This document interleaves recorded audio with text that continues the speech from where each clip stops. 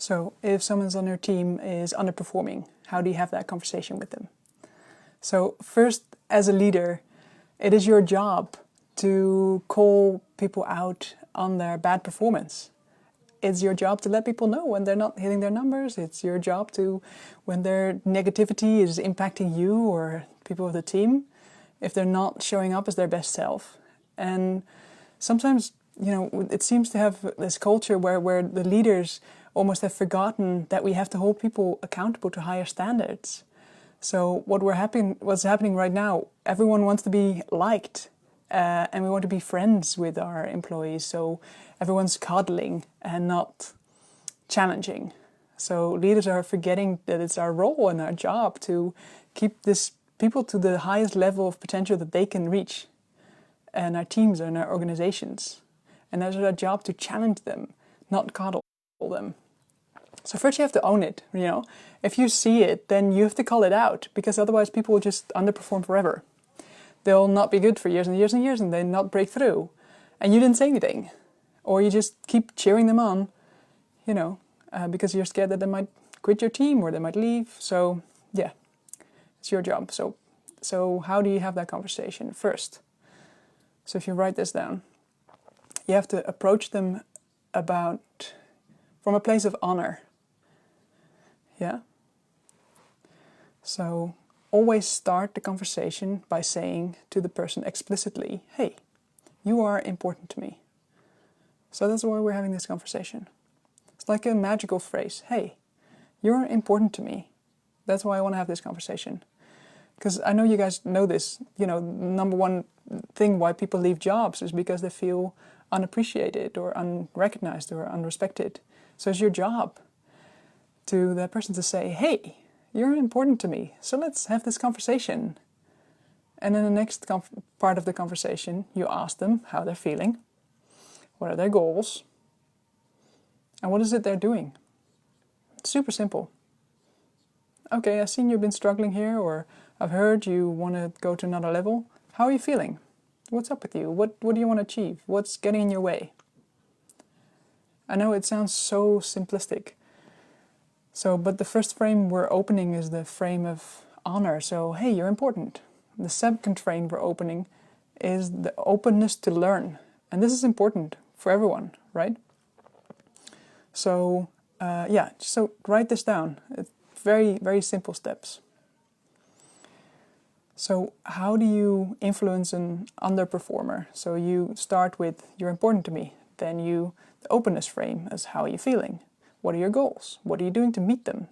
And you just listen.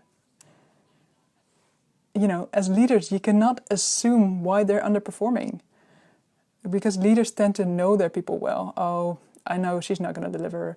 Oh, he's not going to show up.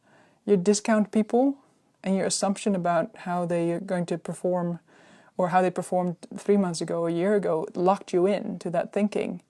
So never, ever, ever question the potential of anyone.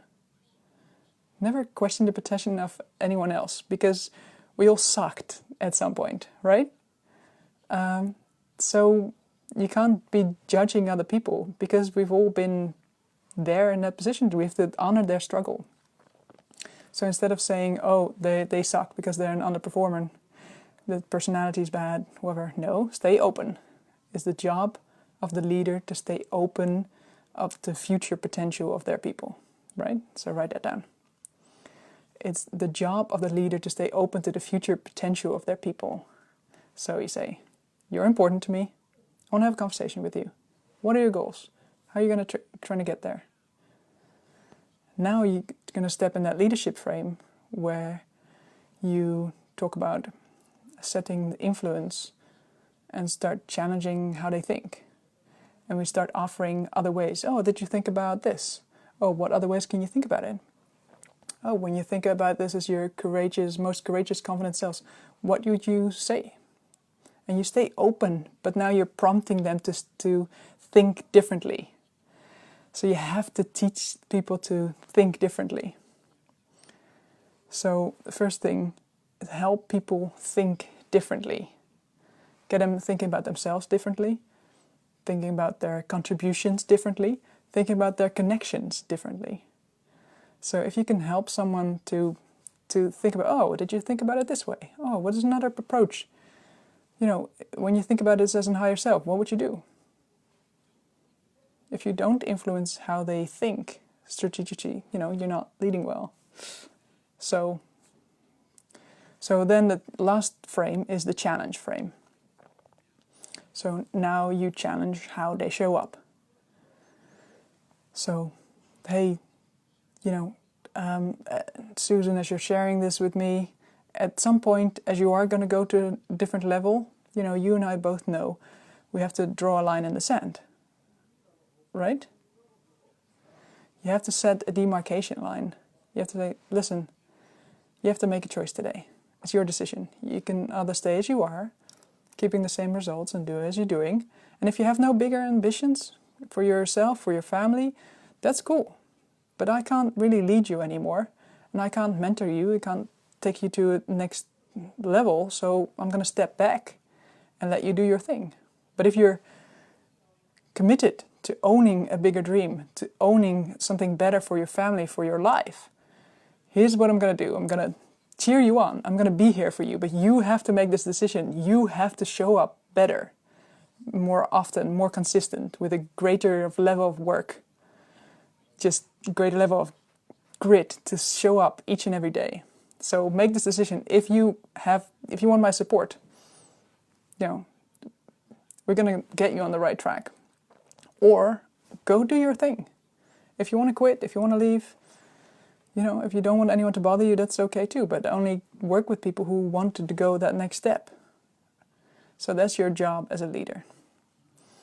So show up differently with a higher willingness for them to take that next step.